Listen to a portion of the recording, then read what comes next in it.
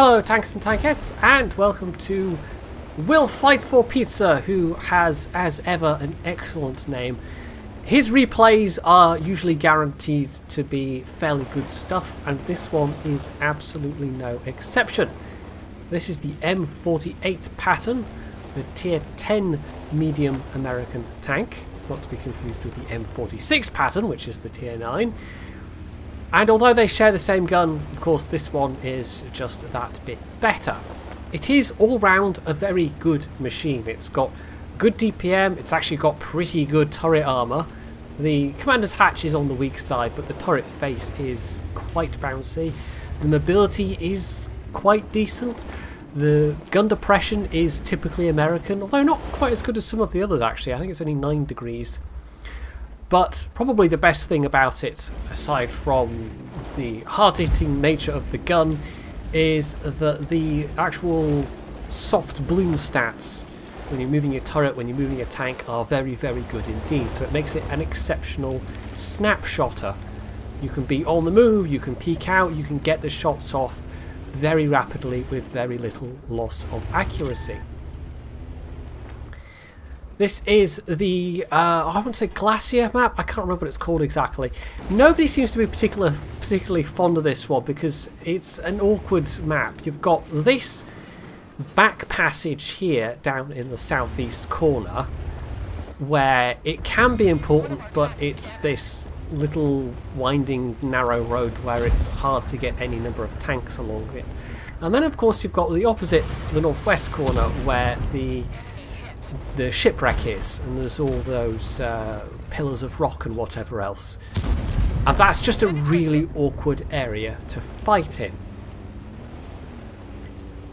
In this case, because they had a fair few heavy tanks and Pizza himself coming along that narrow passage, they were perhaps a little undermanned up in the northwest, and although they are holding their ground for now, you can look at the minimap, you can see where the enemy team is and where his own team is, and see that they are quite pressed right now, and they are looking outnumbered. So these tanks here are going to have to get a bit of a move on. And that's a bit of a problem, because it really is only Pizza and the IS-7 that have moved up to any great degree. The E-100, in fact, isn't moving at all, and the object, well, they are coming this way eventually, but they're not going to be able to hit much from where they are right now. Pizza, meanwhile, has racked up his first kill and is already sitting at not far off 3,000 damage done. It's a very, very reliable gun, this. You know, this machine is... On the face of it, you look at the armour compared to some of the Soviet ones, it's not as good. The hull isn't as good.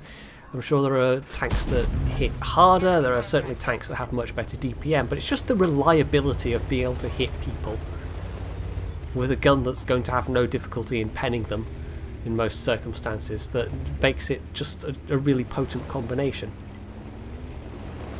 So rather than go head first into what looks like a pair of defending Jaegeroos and that Object 277, although he is interested in seeing if he can get some damage, he's now poking around where this T-57 Heavy is, who might pose a problem for their defenders from that position. Overall, I mean, they're being pressed. The northwest corner is holding. They're being pressed. They're not going to hold forever, but they are at least taking out as many enemy tanks as they're losing, just about. So it's not totally one-sided, at least so far. So there's the T-57. He really does have to be wary of that burst damage, and especially as he can't be hull down right now. He also, of course, doesn't know whether the guy has any shots left in his clip. But we can maybe assume that they are reloading, given the fact that they dive for cover rather than turn to try and engage Pizza. Pizza, of course, as you can see, is moving up to engage. But all of this delay means that, well, that 57 Heavy is almost certainly going to be loaded by now. And the full clip on that thing, just the damage it does, the rate of fire it has, you can lose a lot of health very quickly to a T-57 Heavy. You can tell Peter was unimpressed with that bounce, though, the previous shot to this one. So so far he's not doing so badly, though. He's managed to shave off half the health without really taking any in return. And perhaps because of this, perhaps seeing that his team is now starting to struggle and slip away in terms of numbers, he just pushes it. He accepts that he's going to take some damage, rushes the T-57 Heavy, and although he has taken 2 hits, the 57 Heavy isn't going to get to do the full potential of their damage. That was still a reasonable chunk of health he just lost, though. That was over 800 hit points. In exchange, though, that was a Tier 10 heavy tank. A very dangerous Tier 10 heavy tank. So, although the hit points are going to be sorely missed, probably, especially as there are 2 Jaegeroos still around, any kill they can manage at the moment is a welcome one, because it really is starting to get away from them. The Badger's doing what they can to hold off this inevitable advance, but aside from Pizza and the 277, they're all that's left. So there's another kill on the 5A, who was very low health. Ooh, and he could have gotten a hit on that 705, but sadly his gun missed, which is a little unusual. It is a very reliable hitter. And although the accuracy, you know, it's not like 0.32, but 0.3, what is it, 0.35, 0.36, it's still pretty good. Another miss! Yeah, he's got to be getting a little cheesed off about now. He's also, given the nature of this situation, now on his heat ammo, because this is do or die. There is 2 of them left versus 6 enemies. He absolutely needs to make every shot count, which is, yeah, it must be frustrating when you just can't quite land the hits. So the 705 gets away as a one-shot. The 277, well, they're also a one-shot, but they've managed to kill something themselves. They've actually managed to kill that enemy 277. So that's not so bad, you know, they're holding their own. He doesn't have to worry about his back for the time being. Meanwhile, the E100 has hove into view, and they are very low health, and they know it. And possibly he could maybe be, Pizza could be trying an HE shell here. He does have 3 HE shells, but instead he's trying for that very tricky top bar shot. And he does have the ammo to try it. In fact, his APCR would be more than good enough right now. But in the end, it is actually a turret face penetration, it looks like, that finishes off the E100. At that stage, the 705 pops up and is easily dispatched, and we actually got to see the armour doing its job there. It looked like it was a turret face bounce. It could theoretically have been the upper front plate, the upper glacis, but I don't think that would be so likely. Even angled, the upper glacis, it would bounce lower tier shots, but it would be a lot less likely to bounce a tier 10 heavy tank shot. So the STB, that's another quick, easy dispatch.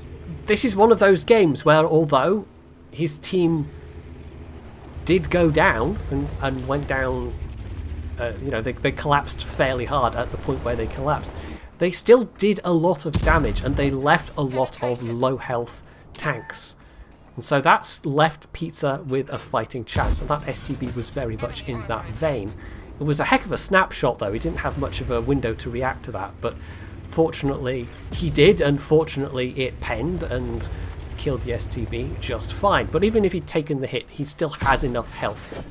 It's just he then maybe would have been playing more of a tricky game, because the STB might have been able to back off, and it would have been harder for Pizza to actually then take them out when potentially the Jaegeroos would be backing them up. As it is, though, the 2 Jagdpanzer E100s are now alone and down in the open on the ice. And this affords Pizza ample opportunity to sneak up on them, use his gun depression, use his mobility, and, well, there's one of them out. But there is still another who is rather healthier. The 277 has been somewhat invaluable throughout all this. I mean, they managed a kill on their own, which was useful, but just the fact that they survived this long and distracted enough of the enemy that Pizza didn't have to deal with all of the remaining enemy tanks. Sadly, it isn't going to last through to the end of the game. The 277 dies, and we're now down to a 1 versus 1. This E100 could one-shot him. That gun, if it rolls high enough, can easily take away Pizza's remaining hit points. Pizza plays the risky move though. He pops up and gets the Jägerroot to use their repair kit. They did fire at him and missed, and now they've used their repair kit. He can easily cover the distance while they're reloading that massive gun. And a slower tank, you might not have been able to cover the distance enough, but as it is, well, that's what happens when you forget to bring your turret to a game and you have a very long reload. So although this was a very tight game, it was just one of those situations as it worked out where the circumstances were such that towards the very end it wasn't that tight at all. Although if he'd gotten unlucky, if the Jägerroot shot had hit him, that could have been the end of things right there. But as it was, that final shot from the Jägerroot did miss, and Pizza emerged victorious with over 9,000 damage done. And a Radley-Walters to boot, which was not bad. So that was quite an entertaining game, and the second most valuable player on the team was the 277 almost, who wasn't even, you know, they were just halfway up the team list. There were others that did more damage, and the fact that there were teammates doing a fair bit of damage also heavily contributed to Pizza being able to scrape that through to being a win. But that 277 just distracting enough tanks at the end there and getting a kill themselves, that in of itself, that alone was really, really valuable as well. So all in all, it was one of those games where it was just a cascade of things that if just one of them had been a bit different, if some more of those enemy tanks at the end had more hit points, if the 277 had died earlier, this could have been an entirely different outcome. So hopefully you enjoyed this video, and if you did, you can do all the usual things down underneath it. And of course, as always, stay tuned for more.